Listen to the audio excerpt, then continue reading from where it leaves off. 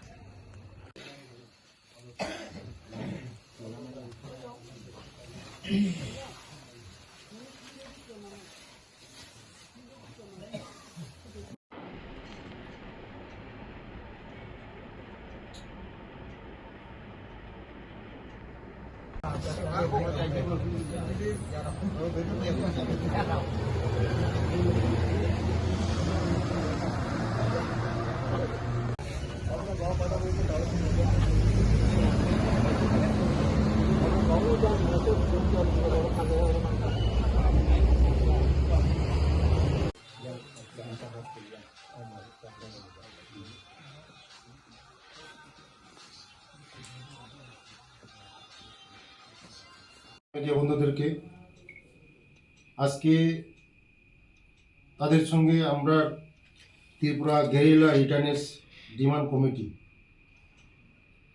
20 তারিখ তাদের কর্মসূচি আগরতলা হাতাই কতর এবং এই রেল এই রাস্তা তারা আগামীকাল 20 তারিখ তাদের পূর্ব ঘোষণা অনুযায়ী তাদের এই রাস্তা অবরোধের কথা ছিল। তার জন্য আজকে আমরা ওদের সঙ্গে আমার সরকারি বাসভবনে আমার ডাইরেক্টর সাহেব আছে, ট্রাইবাল ওয়েলফেয়ার ডাইরেক্টর এবং ডিসিএম সাহেব আছে, আর তাদের গ্রুপের সব লিডাররা আছে, তাদের সঙ্গে আলোচনা হয়েছে। তাদের যে ডিমান্ড, 3টা ডিমান্ড ছিল, তাদের যে প্যাকেজ, যে রাবার প্লান্টেশনের 10,800 টাকা করে আর পাওয়ানো ছিল, তারা 16,800 টাকা মধ্যে তারা 6,000 টাকা করে পেয়েছে। এবং তাদের যে আগের যে কেসগুলি, এটাও আলোচনা হয়েছে। আগামী দিন তাদের যে কি কেস আছে আমরা এটা দেখব। আর তাদের আর একটা প্যাকেজ আছে, যে তাদের যে এই প্যাকেজের মধ্যে তারা আগে অর্ধেক টাকা পেয়েছে বলেছে। আমি আমার অফিসারকে বলেছি এই যে বাকি টাকার যে কাগজগুলি, এটা খোঁজার জন্য এবং তারা স্বাবলম্বন হওয়ার জন্য। যদি না পাওয়া যায় তাদের অর্থনৈতিক স্বাবলম্বন করার জন্য। আপনারা সবাই জানেন যে আমাদের রাজ্যের জনপ্রিয় মুখ্যমন্ত্রীর নেতৃত্বে যে আমাদের ট্রাইবাল জনজাতিকে স্বাবলম্বন করার জন্যই আমরা আজকে কাজ করছি, আমাদের সরকার কাজ করছে।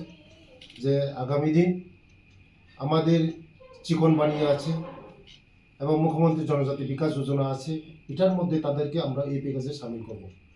আর ছোট ছোট তার যে ডিমান্ডগুলি আছে, এটা আমরা দেখছি, ভালো আলোচনা হয়েছে। আগামীকালের যে তাদের রাস্তা এই বন্ধে দাগ দেওয়া হয়েছে, এটা তাদের উইথড্র করা হয়েছে আজকে। তারা, আপনারা সবাই জানেন যে তারা এই উইথড্র করা হয়েছে।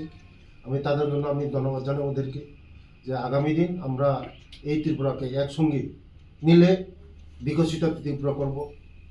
শ্রেষ্ঠ ত্রিপুরা করব। আমরা সবাই একে অপরের সঙ্গে হাতে হাত মিলিয়ে আমাদের ত্রিপুরা রাজ্যকে শান্ত ত্রিপুরা করার জন্যই আজকে নরেন্দ্র মোদীজির নেতৃত্বে আমাদের এই অমিত শাহজির নেতৃত্বে সারা নর্থ ইস্টের মধ্যে কোনোদিন আমরা ভাবতে পারি না যে আমাদের নর্থ ইস্ট এই যে শান্ত হবে।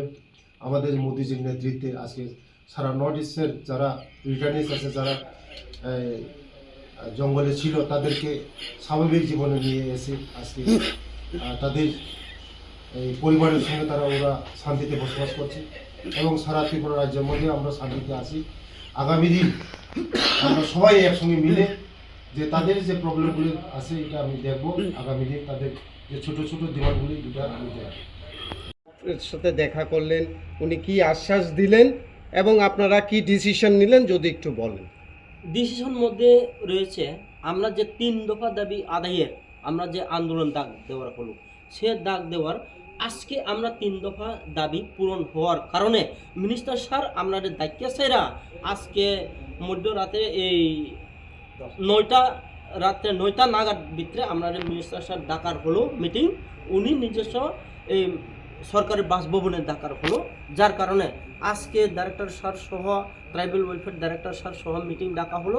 ডাকার ফলে আজকে আমরা সে 3 দফা দাবি পূরণ করে দেওয়ার জন্য তাই উনি আমরা এই আশ্বাস দেওয়া হলো। আগামীকালকে যে স্ট্রাইক ডাক দিয়েছিলেন স্ট্রাইকটা আমরা প্রত্যাহার করে দিব আন্দোলন।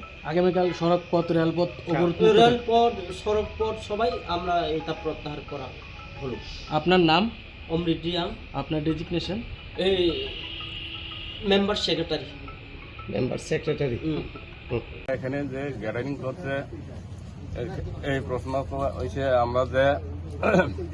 আমরা যেটা দাবি চাইছিল এটা দেওয়ার জন্য আগের একবার প্রথম আমরা করে গেছে করার জন্য তারা এগ্রিমেন্ট করছে, তো এখন পর্যন্ত আমরা পাই না। সেই জন্য আমরা আজকে রাত্রে এখানে সবাই নারী পুরুষ কষ্ট করে আমরা এখানে থাকিয়া কষ্ট করতেছে। কালকে আবার সকাল 6টা থেকে আমরা স্ট্রাইক করব রাস্তা। আপনাদের এই যে সড়ক অবরোধ চলবে কতদিন পর্যন্ত চলবে বা কি দাবি দাওয়া নিয়ে চলবে? আমরা যে দাবি অনেকে আছে 13টা দাবি, এর মধ্যে কালকা যে আমরা সকাল 6টা থেকে আমরা এই স্ট্রাইক করব রাস্তার উপর।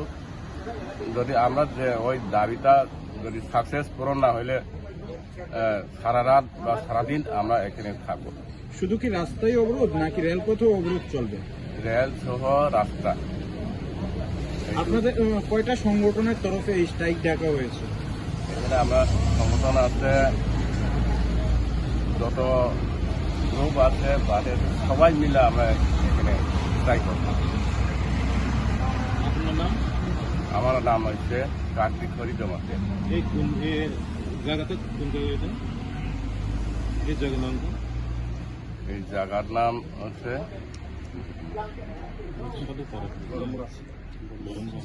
বরমুরা, হাটাই কতর, সাধুবাড়ি।